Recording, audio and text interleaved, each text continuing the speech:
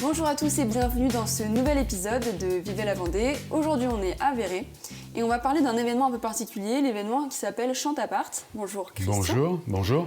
Tu es donc le président de l'association Chanson. Absolument. Est-ce que tu peux nous parler de cet événement aujourd'hui ? Alors l'événement, c'est la 30e année en fait du festival Chante à part où des artistes vont chanter dans des maisons, mais dans d'autres lieux aussi atypiques où la chanson ne va pas. Voilà, il y a 130 concerts dans toute la région et surtout en Vendée. Et qui c'est qui a eu l'idée ? C'est vous ou vous avez repris l'association ? Alors on va dire c'est l'équipe de chansons à l'époque, il y a 30 ans exactement, avec Bernard Kerouel qui était président et qui a lancé cette histoire-là. Et puis nous sommes arrivés 2 ans après pour pouvoir accueillir des artistes dans des lieux un peu atypiques. C'est pour quel type de public ? C'est des gens qui sont passionnés par la musique, qui ont un goût particulier pour tel thème ? Alors nous sommes passionnés de chansons, mais surtout c'est pour faire connaître tous ces artistes qui existent et pour aller au-devant du public, surtout.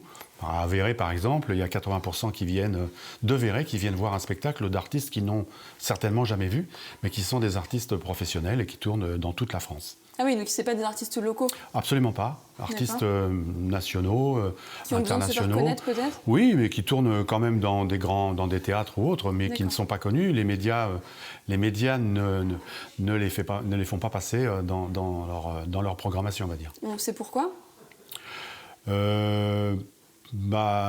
Alors pourquoi ça, c'est la grande question.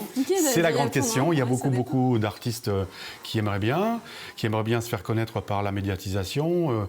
Ça a perdu un peu de communication sur ces artistes-là et il en existe quand même une certaine quantité. Moi, je reçois entre 300 et 600 propositions artistiques. Donc ça veut dire qu'il y a quand même beaucoup d'artistes professionnels et amateurs bien sûr, mais professionnels qui tournent et qui sont des professionnels qui ont besoin de vivre aussi de leur art. Il va y avoir d'abord les essais, en fait, ils vont faire les balances, les artistes. Là, les artistes vont faire les balances. Ensuite, vers 7h, nous allons manger avec les artistes avant le spectacle. Tous les spectateurs vont arriver vers 8h, 8h30. Et à 8h30, 9h moins le quart, la première partie de l'artiste, ça sera Vieux Garçon qui va commencer la première partie pendant 1 heure. Ensuite, il y a une petite pause, ça sera Nicolas Jules après. Et puis ensuite, quand les 2 parties ont chanté pendant 1 heure chacun, vous voyez, toute la pièce là, on va déménager les chaises et on va manger avec les artistes et les spectateurs, de manière à pouvoir discuter, créer du lien avec des gens de la commune et des gens qui viennent d'ailleurs avec les artistes. Voilà. D'accord, parfait. Est-ce qu'il y a une importance à créer du lien dans les communes comme ici à Véret ? C'était l'objectif ? Alors l'objectif, c'est d'abord de faire connaître les artistes. Nous, c'est notre première chose. Et puis, bien évidemment, aller dans les lieux, dans les petites communes, c'est sûr que ça amène déjà la culture chanson. Et puis, bien évidemment, comme l'objectif, c'est d'aller au-devant du public, c'est justement des gens qui ne se connaissent pas, qui habitent la même commune et qui vont parler de la même chose ou d'autres choses. C'est sûr que la création, créer du lien avec les habitants de chaque commune est important. À la base, c'est chez des particuliers ? Oui. Principalement, il y a combien de spectacles au total là ? Alors il y a 132 concerts, il y a 82 lieux dans toute la région Pays-de-Loire. Nous, on traverse en Vendée 35 communes. Il y a 112 concerts et on va bien évidemment aussi dans des lycées, dans des hôpitaux, dans des foyers, dans des endroits où la chanson ne va pas forcément. Et est-ce que c'est principalement quand même chez des particuliers ? 60% on va dire et 40% dans des lieux atypiques. L'ascenseur n'était pas prévu pour supporter le poids de notre amour. Nous voilà, dévalant les escaliers. Tu craignais d'abîmer tes souliers. Won't you let me see my naked body? Won't you let me see my naked body? Je me suis mis à chanter par hasard. J'avais 18 ans. Et puis j'ai longtemps, de façon très molle et très peu déterminée, cherché un métier. Et tout en faisant des concerts. Et un jour je me suis dit, je vais arrêter de chercher un métier, je vais faire ce que je fais déjà. Donc je me suis mis à faire que des concerts, j'avais, 24 ans. Mais j'en faisais déjà depuis que j'ai 18 ans, quoi. D'accord. Donc ça fait longtemps. Qu'est-ce qui te plaît sur cet événement particulier ? Pourquoi tu y participes ? Est-ce que c'est la première fois aussi ? Ah non, c'est pas la première fois, mais la première fois c'était il y a vraiment longtemps, mais je sais plus quand c'était, mais je pense que c'était il y a il y a un peu plus de 20 ans. Ah oui, d'accord. Moi, ce que je préfère dans la vie en général, c'est faire des concerts avec de la proximité. Donc, quand on va jouer chez les gens, on est servi, parce que c'est le principe. Très souvent, paradoxalement, il faut bien le savoir, il y a parfois plus de spectateurs chez les gens que dans des salles de spectacle. Par exemple, ce soir, c'est vraiment... il y a beaucoup de monde, quoi.